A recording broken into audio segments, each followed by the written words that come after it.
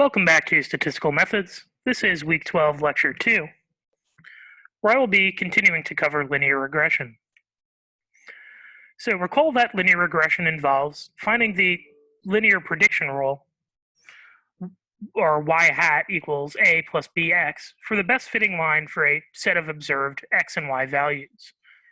Using this rule to make predictions from x to y for any value of x, and to describe the relationship, the strength and direction of that relationship between variables, similar to the goal of correlation. Today we will learn how the best fitting line is defined, that is the regression line described by the linear prediction rule, learn how to calculate the regression coefficient b and constant a given a set of scores, and make predictions using the linear prediction rule. Finally, we'll discuss how regression is used in other contexts, like multiple regression. So how do we find the regression coefficient and constant of the line that best fits a given set of data? So best fits the data means the best prediction. So we want the line that makes the best predictions. Predictions most closely matching those we actually witness in our data. For any relationship between two variables, there can only be one line that fits this description. So which of these four lines will tend to yield the best predictions, those that best match the observed data? If we use rule 1, we get this line. Rule 2, we get this line. Rule 3, we get this line. And rule 4, we get this line. So we can see that we will get better or worse predictions based on the prediction rule being used. In this case, it turns out that the best rule is rule 4, right here. So if we go with rule 4, the least squared error principle, the best fitting line is the line that minimizes the error in prediction. Now, error is the difference between a predicted score, y hat, on the outcome variable based on a prediction rule, and the actual score, y, on the outcome variable. Note that this has to be based on observed data, for which we know the true y scores, allowing us to quantify such errors. So we want to figure the linear prediction rule regression line that yields the smallest sum of these errors. Here we can see errors in both the positive and negative direction based on the deviation from our observed scores. Values from those predicted by the regression line, based on the deviation of values of our observed values from those predicted by the regression line. So here is our line of best fit. Here are our actual values, or actual scores, and the space between the actual score and the predicted score on the regression line is the error. Thus, error can go in either the positive, with the predicted score being higher than the actual score, or a negative, with the predicted score being lower than the actual score, direction. To account for this, we square those error terms and sum them up to evaluate how good our prediction rule is. The regression line will be the line whose predictions create the smallest sum of squared errors. Now, how do we find A and B for the least squared error line prediction rule? Luckily, we don't have to use trial and error here. There are formulas we can use to directly calculate the coefficient A and constant B of the prediction rule that best describes the trend in a set of data. That is, the regression line that minimizes the sum of squared errors. So to find that regression coefficient, or the slope of the regression line, which is b, multiply the x deviation score, so that is x minus the mean of x, by the y deviation score, that is y minus the mean of y, for each person. And then sum up all of these multiplied deviation scores and divide this by the sum of squares for the predictor variable, which is the sum of squares of x. So once you find the regression coefficient b, you can then use this to determine the regression constant, or the y-intercept of the regression line.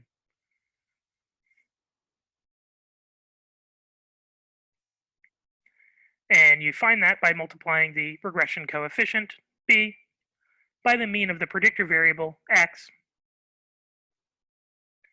and then subtracting that value from the mean of the outcome variable, y. Using these two equations, we can find both the slope and the intercept of our regression line, and then plug in different x values to make predictions from x to y. Now let's try this out with a real-world data set. So open up the spreadsheet Movies located on Blackboard, and this provides data from a study in which participants were given a list of 50 popular movies and rated their enjoyment, how much fun and pleasure the movie provided, and appreciation, how meaningful or artistically valuable the movie is, of the movie on 1 through 7 scales. And this data contains the name of the movie, the year it was released, and the mean enjoyment/appreciation ratings across the full sample of individuals. Now let's figure the linear prediction rule for the relationship between a movie's year of release and the mean enjoyment ratings. We'll treat year as the predictor variable, x, and enjoyment as the outcome variable, y.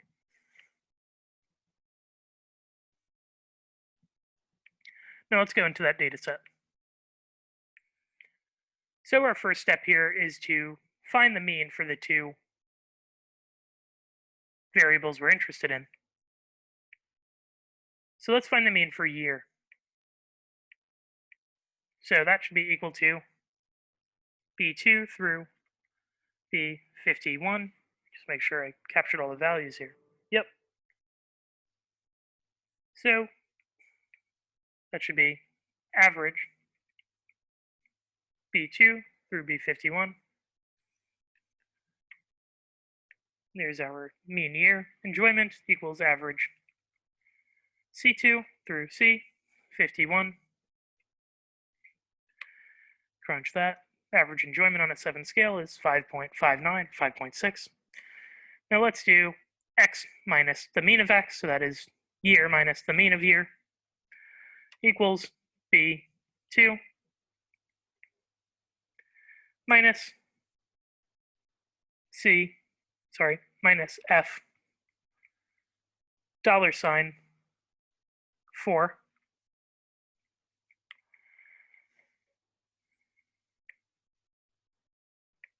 And let's drag that on down for every value. And let's square it for good measure. Equals G2 caret 2. Let's drag that on down.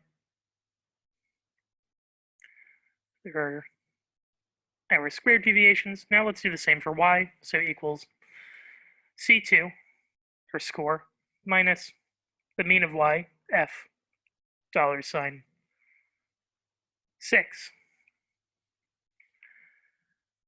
Drag it on down.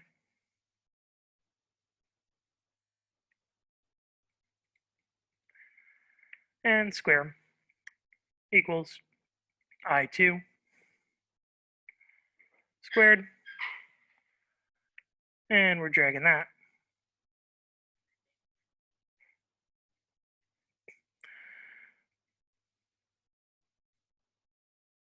Now, for this column here, we're multiplying the non-squared deviations together, equals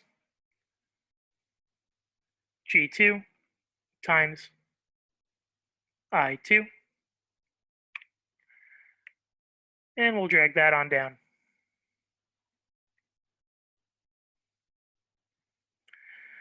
And now let's calculate our B using this formula here. So the sum of these multiplied deviations, so we have our deviations here, multiplied deviations here, divided by the sum of squares x.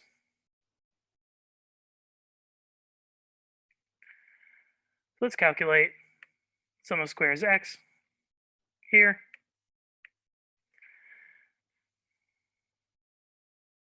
And the sum of those multiplied deviations here. sum of the multiplied deviations equals sum k2 through k51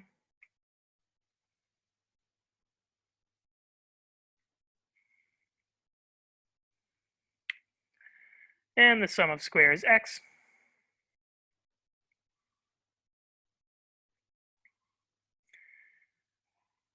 equals sum h2 through h51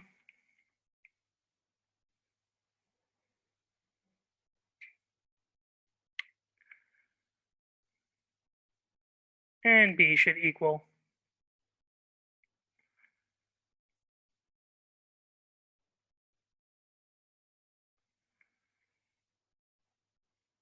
I54 divided by I55. Nope, got those values wrong.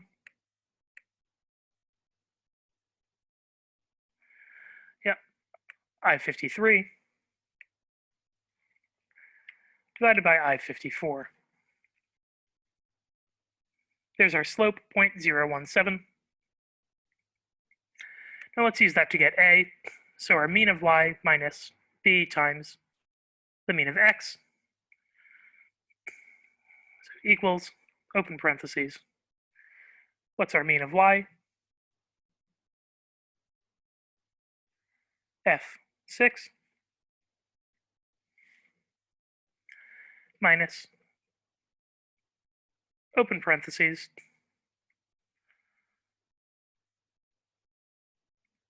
b L3 times mean of x, F4. Close parentheses again. So our intercept here is negative 29.17.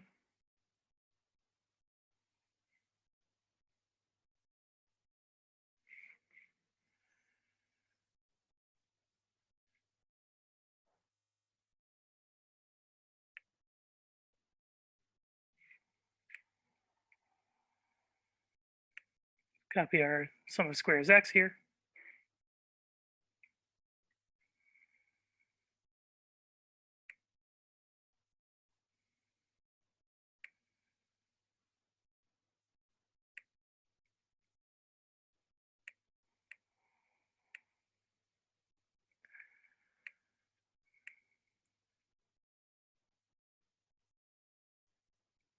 And let's calculate our sum of squares y.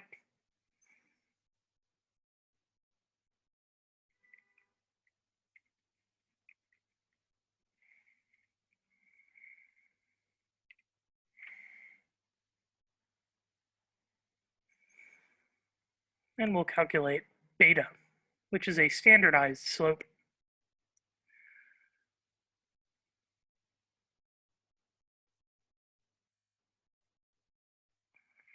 Equals, open parentheses, b, which is L3,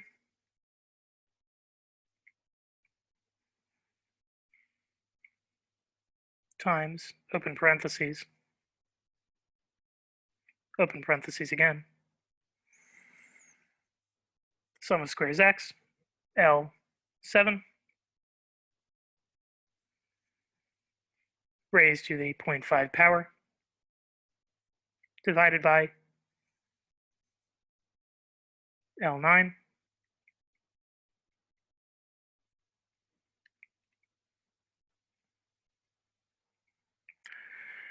to the 0.5 power.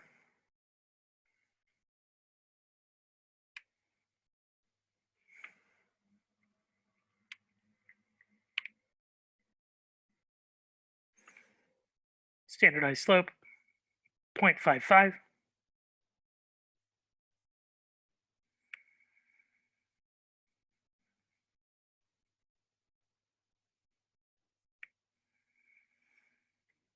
Let's move back over to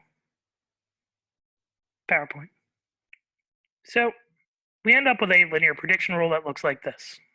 So starting out with y equals a plus bx, y equals a, which we got is negative 29.17 plus b 0.017 times x, any score on the x variable. So using this rule, I can now make predictions about enjoyment ratings based on the year. So let's say 2019, I plug that into the formula, and we get an average enjoyment rating, or a corresponding predicted enjoyment rating of 5.15. For 2050, given this trend, and if it continues, the predicted score is 5.68 for enjoyment, and 1980, 4.49. We see that movies are getting better over time in terms of enjoyment. So how good are our predictions in this case? Remember what a regression coefficient is, the slope of the regression line, which tells us rise over run. So the number of units change in y, enjoyment, for every 1 unit change in x, or year. So here, b equals 0.017, so the interpretation is that for every year, enjoyment ratings tend to go up by 0.017 units. Or for every decade, enjoyment tends to go up 0.17 units. But how do we tell whether this relationship is statistically significant? So is here a significant predictor of enjoyment ratings? As always with a hypothesis test, regression coefficients will usually be tested against a null distribution centered on 0. And this test would give us similar information to a hypothesis test for a correlation coefficient. And we won't learn to do this hypothesis test here, however. So recall that b, the regression coefficient, tells us how many units change in the outcome variable we can expect based on a 1 unit change in the predictor variable. Thus, b is expressed in whatever units our scales are measured on. So a 1 through 7 scale, a 0 through 100 scale, or a -3 to +3 scale. And this causes issues for comparing scores across different measurement formats. The best solution to this problem, as we've seen several times before, is to create a standardized version of the regression coefficient that is normed to the variability seen in the variables being studied. And this standardized regression coefficient, expressed as the Greek letter beta, is calculated as follows. Beta equals b times radical sum of squares x divided by radical sum of squares y. Note that this is distinct from the probability of committing a type 2 error, which is also denoted as beta. So we just calculated this beta in the movies dataset, and we learned that our beta was 0.56. So the interpretation is that for every 1 standard deviation increase in our predictor variable, the outcome variable is expected to increase by 0.56 standard deviations. It turns out that when only 1 predictor variable is being examined, the standardized regression coefficient beta is equivalent to the correlation coefficient r. And you could go ahead and use the equals CORREL function in Excel to see that this is indeed the case for our movies data. So why distinguish between these two? Because beta and r will not be the same when we are dealing with multiple predictor variables for a single outcome variable. The examples that we've discussed so far deal with bivariate prediction, predicting a single score on a certain variable using a single score, a single score from a single predictor variable. However, assuming the goal is to make the best predictions for an outcome variable that we possibly can, we may want to incorporate more than 1 predictor variable. The more predictor variables, the more information we incorporate into our predictions, and thus the better we are able to make these predictions. For example, I may be able to make a fairly good prediction about someone's undergraduate GPA based on their SAT score alone, but if I also know their measured level of conscientiousness, their high school GPA, and the amount of hours they studied per week in high school, I'll probably be able to make more accurate predictions about their undergraduate GPA. This situation, in which multiple predictor variables are used to make predictions about an outcome variable, is called multiple regression. Incorporating multiple predictors in this way also changes the format of the prediction rule. with regression coefficients b for each predictor variable, for example, with 3 predictors. So y hat is still your predicted score on the outcome variable. A is still the constant, the y-intercept. But b1, b2, and b3 are coefficients for the first, second, and third predictor variable, and x1, x2, x3 are a person's score on the first, second, and third predictor variables. So the linear equation just becomes more complex and takes into account the linear sequence of all of these slopes and scores. As noted earlier, the standardized regression coefficient beta will not be equivalent to the correlation coefficient between that predictor variable and the criterion variable in a multiple regression when there is more than one predictor variable. This is due to the fact that usually part of what makes one predictor successful in predicting the outcome will usually overlap with what makes the other predictors successful in predicting the outcome variable. For example, IQ at least partially explains high school GPA, amount of hours studied per week, etc. In multiple regression, unlike in bivariate prediction, the beta associated with each predictor variable reflects the unique distinctive contribution of the variable, excluding any overlap with other predictor variables. Thus, it gets us to the what is the relationship between x and y after controlling for variable z answer. So if I put both z and x as predictor variables, the regression coefficient for x tells me the power of x to predict y after differences due to z are actually already controlled for or accounted for statistically. So an example of this would be looking at the relationship between gender and income after controlling for statistically years of professional experience. In a multiple regression, the correlation between the criterion variable and all of the predictor variables taken together is called the multiple correlation coefficient, denoted as big R. Because of the overlap between predictor variables, R will typically be lower than the sum of the individual predictor criterion correlation coefficients added together. Squaring the multiple correlation coefficient to get R squared is a useful measure of effect size in multiple regression, interpreted as the proportion of variance in the outcome variable explained by all of the predictor variables, which is the same as the interpretation in ANOVA. And a number of hypothesis tests are possible in multiple regression. For example, we could test whether the multiple correlation coefficient R is significantly different from 0, whether each individual regression coefficient B is significantly different from 0 using a t-test, whether the addition of a given predictor variable or set of predictor variable predicts a significant amount of variance in the outcome variable over and above the other predictor variables already accounted for. And many of the same limitations that apply to correlation also apply to linear regression.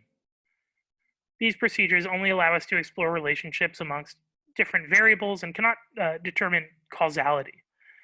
Regression also poses the same difficulties when dealing with outliers, nonlinear or curvilinear relationships, or variables that are measured with a restricted range. So that's all I have for this lecture. Have a great weekend. And be sure to look at the updated schedule online to get a sense of when all of the assignments for the remainder of the semester are due. Thank you.